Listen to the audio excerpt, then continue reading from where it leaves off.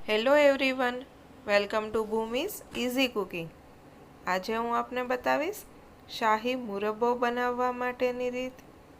એકદમ ફટાફટ બની જાય તથા સ્ટોર થઈ શકે તેવો આ શાહી મુરબ્બો એકદમ સરળતાથી કઈ રીતે બને તેના માટે આ વિડીયોને છેલ્લે સુધી અચૂક જોજો।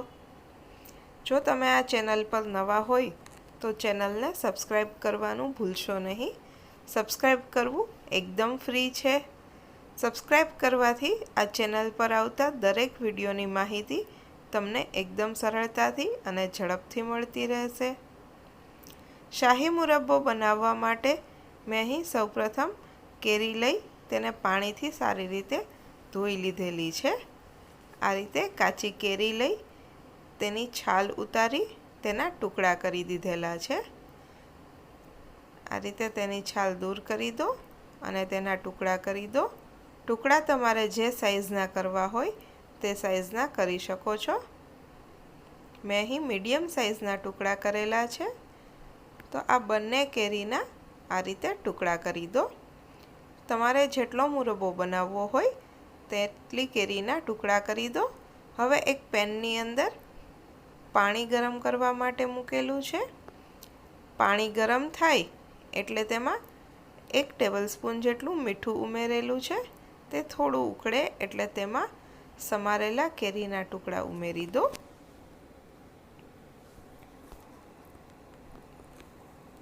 આ રીતે ટુકડા ઉમેર્યા બાદ તેને ઉકળવા માટે મૂકો। ધીમે ધીમે તેનો કલર ચેન્જ થતો જશે અને એ થોડા કૂક થાય ત્યાં સુધી તેને ઉકાળવાના છે। 4 થી 5 મિનિટ સુધી તમે ઉકાળશો એટલે તમે જોઈ શકો છો કે એકદમ જ સરળતાથી તે તૂટી જાય છે। તો આ રીતે તેને ઉકળવા મૂકવાના છે। હવે ગેસની આંચ બંધ કરી દો અને તેને નિતારી લો। તો આ રીતે ગરણી કે બીજા કોઈ પણ વાસણની અંદર તેને નિતરવા મૂકી દો। ત્યારબાદ એક કપડા પર તેને કોરા થવા માટે મૂકવાના છે। તેમાં રહેલો પાણીનો ભાગ શોષાઈ જાય ત્યાં સુધી તેને કપડા પર આ રીતે કોરા કરવાના છે। તમે 4 થી 5 કલાક પંખા નીચે રાખશો એટલે આરામથી કોરા થઈ જશે। હવે કોરા થઈ જાય પછી જેટલી કેરી લીધેલી હોય તે માપથી જ ખાંડ ઉમેરવાની છે। મેં અહીં 1 વાટકી જેટલી કેરીના ટુકડા છે, તો 1 વાટકી જેટલી ખાંડ લઈ તેને એક પેનની અંદર ઉમેરી દો। ખાંડ ડૂબે તેટલું પાણી ઉમેરો। હવે તેની ચાસણી લેવાની છે। 1 તારની ચાસણી તૈયાર કરવાની છે। તેના માટે ગેસની આંચ મીડિયમ રાખી તેને હલાવતા રહો।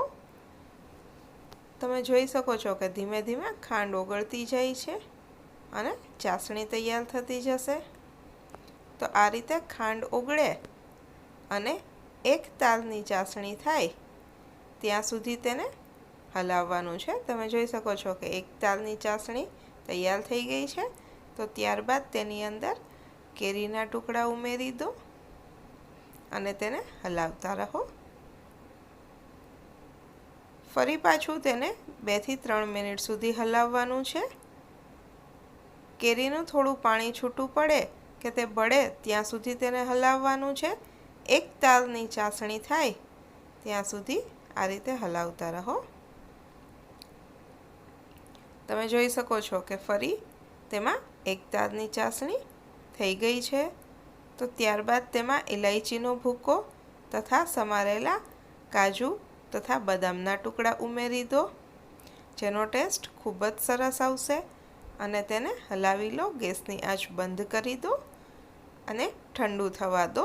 ઠંડુ થયા બાદ તેને એરટાઇટ બોટલની અંદર ભરી દો। તો તૈયાર છે શાહી મુરબ્બો। એક વખત આ સિઝનમાં તમે પણ ઘરે આ રીતે ટ્રાય કરજો। તેનો ટેસ્ટ તમને કેવો લાગે છે તે મને કમેન્ટ બોક્સમાં અચૂકથી જણાવજો। આ વિડીયોને લાઈક કરજો, તમારા ફ્રેન્ડ્સ, ફેમિલી મેમ્બર્સ અને રિલેટિવ્સ સાથે શેર કરજો અને ભૂમિસ ઇઝી કુકિંગ ચેનલને સબસ્ક્રાઈબ કરજો।